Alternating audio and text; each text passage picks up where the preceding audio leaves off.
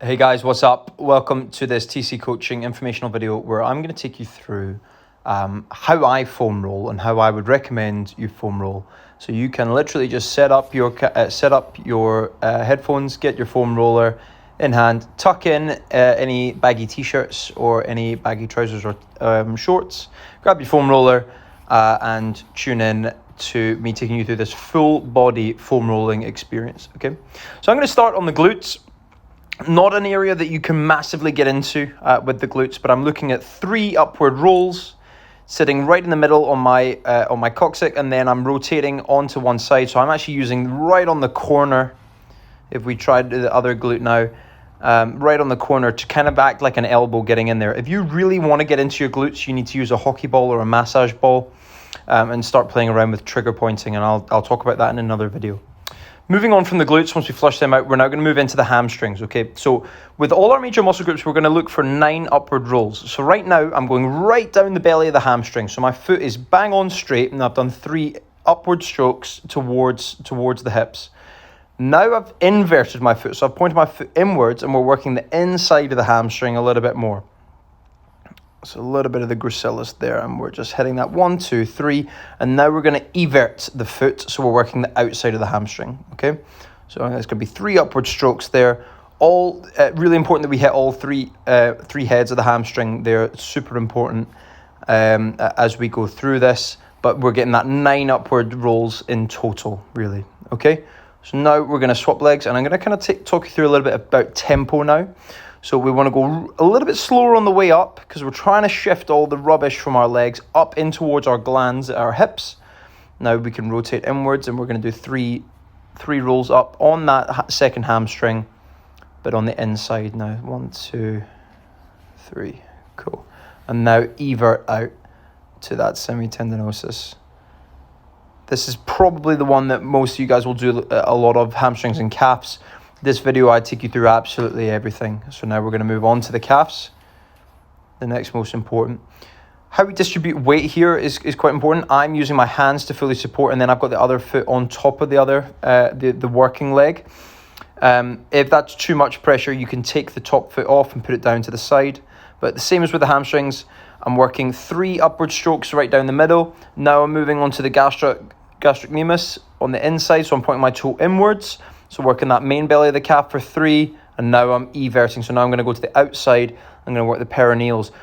The perineals will 9 times out of 10 be the area that most of you runners are having issues with, purely because we are not as well conditioned as we should be really to push through the big toe and use the gastrocnemius a little bit better. But that's that first calf done. Now I'm moving over to the second one. So it's nice and slow on the way up, and then a little bit quicker on the way back in.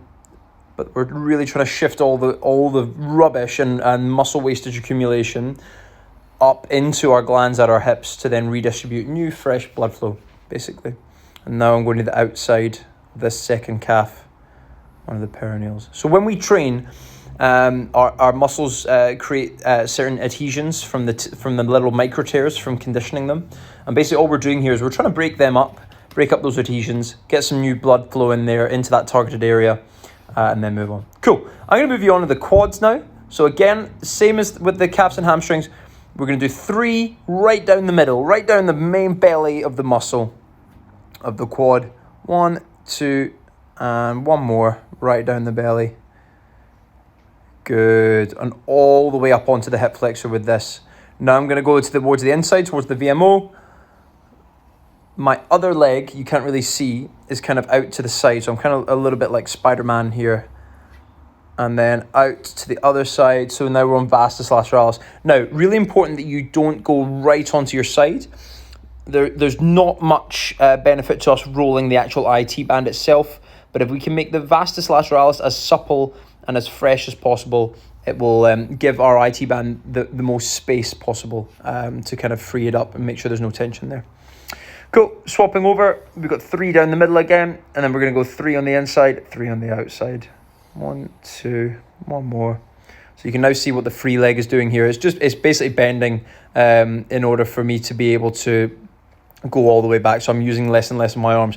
You can see it is a bit of a workout though. Your core and your abs and your shoulders are on. for sure this whole time. Moving on to the vastus lateralis there, so the outside of the quad now. The key when you're doing these kind of movements is, because obviously it looks a little bit provocative, if you're doing this in the gym or a public area, it's super important that you keep your head down, try not to make any eye contact with anyone. Cool, so I'm now going to go on to the adductors, okay? Another lateral stabilizing muscle used when we run. But you see how I've rotated the foam roller, okay? And it's now perpendicular to my legs. But you see I'm just gesturing to make sure you keep your eyes down. Some of you might think you look ridiculous. I really don't care, and I need you guys to get to a point where you're in the gym and you just don't care what anyone thinks of you when you're doing these kind of movements, because none of them have as fresh legs as you, because none of them have foam rolled like you have. So with the adductors, I only do 3 rolls on it. After that, I don't feel like I release any more muscle tension. But now I'm moving on to tibialis anterior, so the front of the shin, really. So this is the muscle that kind of controls us being able to dorsi and plantar flex. Super important muscle for all runners, to help with ankle and joint mobility there. But just using my core to come up and down on that, and again, just 3 rolls on that, just to simulate some blood flow is the key. And then finally, this is not necessary, but I'm going to show you how to foam roll your back.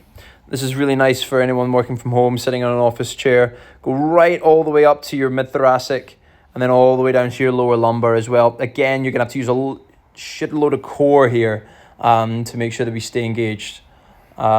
Hands are up in the air just to keep the scapula out and away, so they don't get and interfere. And now I'm going on to one side. So I did about 3 rolls right down the middle, and now I'm leaning to one side to work on specifically my lower left lumbar, and now I'm rotating over to hit my lower right lumbar.